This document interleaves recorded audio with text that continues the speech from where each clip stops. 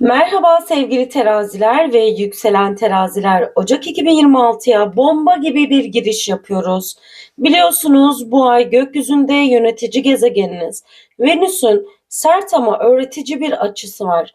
Peki bu durum fincanınıza ve kartlarınıza nasıl yansıyacak? Hadi birlikte bakalım. Önce şöyle teraziler için hemen destemi karıştırıp niyetinize kartlar seçmek istiyorum. Terazi ve yükselen teraziysen bu kartlar senin için açılıyor. Bakalım alacağım mesajlar ne olarak gelecek? İlk kartın Mars kartı olarak geliyor sevgili terazi. Bu kart geldiğinde hareket kaçınılmazdır. Mars terazi için artık beklemenin bittiğini söyler. Bastırılmış öfke, ertelenmiş kararlar, söylenmemiş sözler hepsi harekete geçmek ister. Bu dönem sizler için ben ne istiyorum sorusunun netleştiği bir dönem olacak sevgili teraziler. Mars cesaret ister ama aynı zamanda sınır koymayı da öğretecek sizlere. Bir diğer kartınız akrep enerjisiyle geliyor. Şimdi ben teraziyim, niye akrep geldi? Bu destede öyle bir şey yok. Bu ay sana verecek olan yönü ve enerjiyi yansıtıyor sevgili terazi burcu. Ve akrep enerjisi işin içine girdiğinde yüzeyde kalınmaz. Bu kart der ki gizli olan ne varsa Ocak 2026'da açığa çıkacak. Saklanan duygular, bastırılan gerçekler görünür olacak. Terazi için bu bir ilişki, bir bağ ya da içsel bir çatışma artık kaçamam noktasına gelmek de demek aynı zamanda. Akrep daha çok dönüşümdür sevgili terazi. Eski hal ölür ki yenisi doğsun. Yani akrep zaten hani fıtratı gereği de bize biraz ölümü hatırlatan bir gruba sahip. O yüzden bir şey bitecek ki yeni bir şey doğsun. Hani takdir edersiniz ki akrepler bebeklerini dünyaya getirebilmek için kendi kendilerini yok ederek bir çaba sarf ediyorlar. Bu yüzden de burada tabii ki sizlerin kendinizi bitireceğiniz değil ama bir şey yok edip yeni bir şeyler inşa edeceğinizden bahsedebilirim. Hadi birlikte üçüncü kartına bakalım sevgili terazi. 9. evden geliyor. Hatalarımdan ders alıyorum diyor kartının mesajı sana. Daha çok burada bakış açısını görüyoruz aslında. Sizlerin dünyaya bakışının özellikle Ocak ayında bakışının değişeceğinden bahsedebilirim. İnançlar, hayata dair doğrular, ben buna neden inanıyorum sorusu, uzaklar, eğitim, hukuki konular ya da zihinsel bir yolculuk gündeme gelebilir. Terazi burçları bu ay artık dar kalıplara sığmıyor der bu kart. Bir diğer kartın Siris'le geliyor sevgili terazi ve ektiklerimi biçiyorum teması burada mevcut. Daha çok bu kart şefkatten bahseder sizlere. Beslemedir ama aynı zamanda da sınırdır. Ve size burada şöyle bir soru yöneltir bu kart.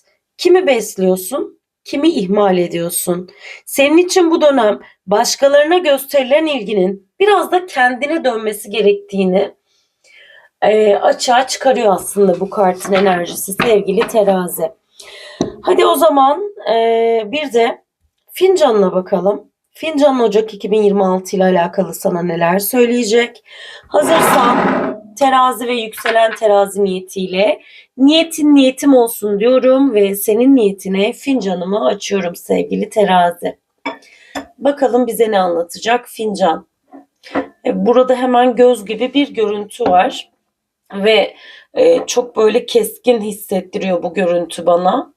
Sanki gerçekten bir göz varmış gibi hissediyorum. Bir konuyla alakalı bütün gözlerin senin üstünde olduğunu ama hani böyle daha çok dikkat çekici bir göz olduğu için bu gözler doğrudan sana böyle siper almış vaziyette. Yani yaptığın bir iş olabilir, ilişkinle alakalı bir şey olabilir bilemiyorum ama bir şeyleri böyle alt üst etmeye çalışan biri var çevrende. Dikkatli ol. Çünkü o çok sıradan bir göz değil.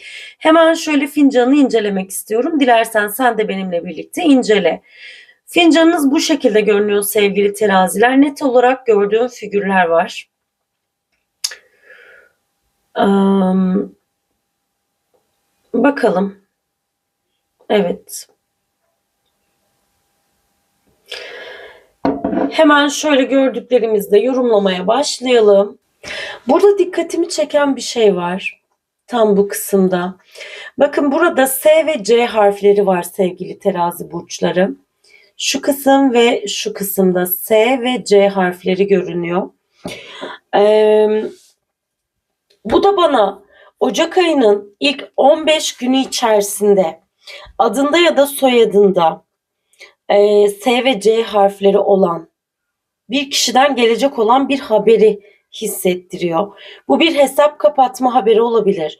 Geçmişte yarım kalmış bir diyalog olabilir.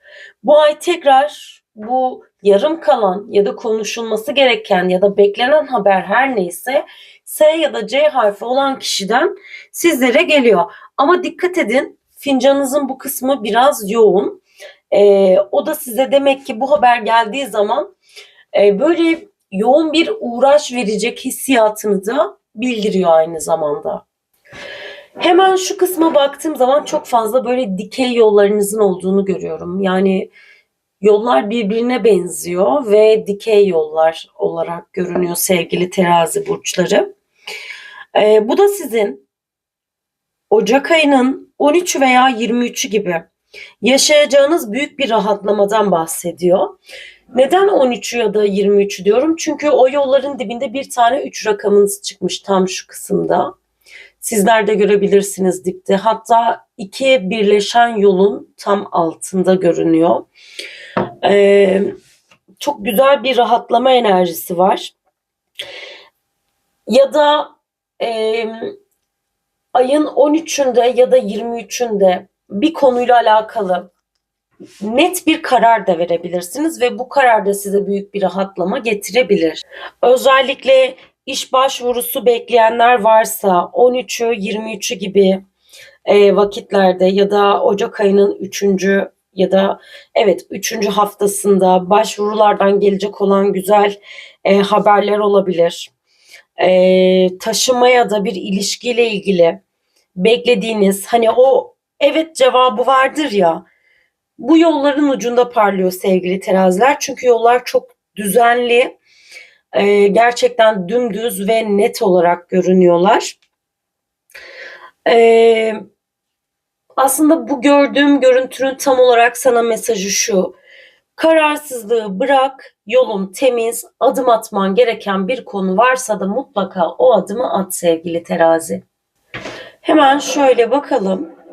Şimdi burada bir dağın tepesinde böyle sanki kollarını iki yana açmış bir insan figürü görünüyor.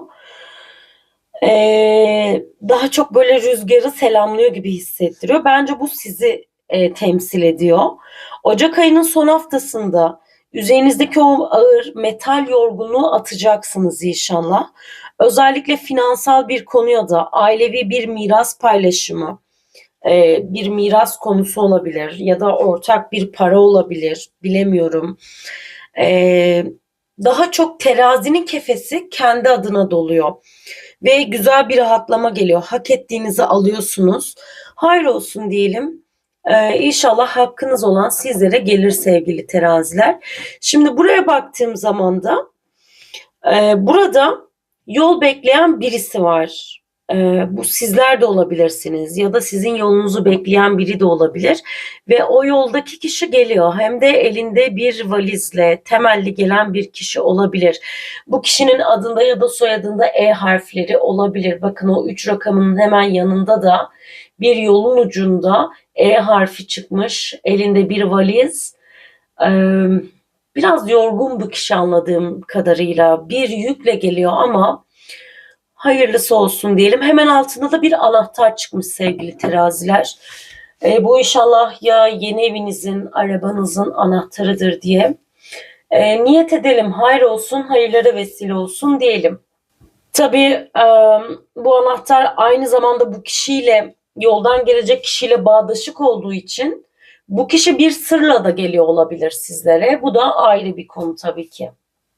Şimdi gelelim benim burada gördüğüm fincanın en can alıcı noktasına. Bakın burada da yine bir tepe var.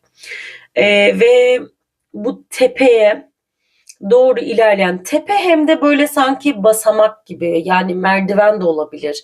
Ama burada zirveye çıkan iki kişi var. Görebiliyor musunuz? Biri tam burada, biri de burada olarak görünüyor. Sevgili terazi burçları. Ee, Burası sanki bir başarı merdiveni gibi daha çok. Bir tırmanışı anlatıyor bizlere. Ve en ilginç olanıysa burada bir kişi değil iki kişinin olması. Hani iki kişinin arka arkaya durması Ocak 2026'da sizlerin tek başına koşmayacağınızdan bahseder. Yanınızda güvendiğiniz bir partneriniz ya da iş ortağınız olacak. Öndeki kişi yolu açıyor, arkadaki ise onu takip ediyor, destekliyor. Eğer hayatında biri varsa bu ay biz diyerek büyük bir yükün altına girebilir, bir ev alabilir ya da ortak bir gelecek inşa etmek için o dik perdeyi tırmanmaya başlayabilirsiniz. Ya da zor bir ilişki yaşıyorsundur. Hani kimsenin kabullenmediği bir ilişki. Partnerinin buna göğüs gerip geremeyeceğine şüphe ediyorsundur. Evet, burada senin yolu açmanı bekleyen ve seninle sonuna kadar gelecek olan engelleri aşacak bir enerjide olabilir sevgili terazi. Kendine uyan hangisi ise onu alabilirsin. Bu tırmanış yorucu olsa da Ocak sonuna doğru o tepenin düzlüğüne ulaşacaksın. Arka arkaya burada durmandaki sebep de senin o kişiye güvenmeye başlayacağından, güvendiğini de sembolize edebilir. Evet, burada doğrudan sen yolu aç, ben arkandayım mesajı var. Hayırlısı olsun diyelim sevgili teraziler. Özellikle yönetici gezegeniniz Venüs olduğu için de bu iki kişi figürü genellikle ikili ilişkiler, aşk veya ortaklık, verilen ortak bir kararın meyvelerini toplamak anlamına da gelebilir. 2026'nın başında bu tırmanış yılın geri kalanı için atılacak aslında sağlam bir temelden de bahsediyor.